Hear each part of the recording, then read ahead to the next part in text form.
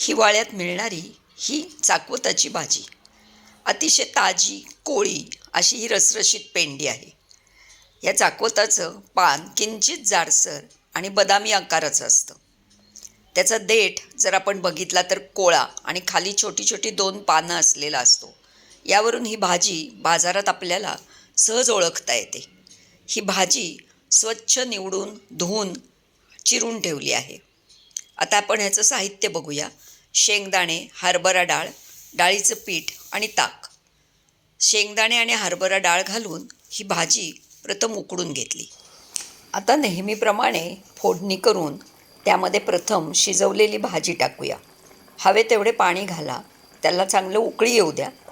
ताकामध्ये 1.5 चमचा डाळीचं पीठ भिजवून तेही त्याच्यामध्ये टाका आणि सर्व गोष्टींना एक चांगली उकळी येऊ द्या.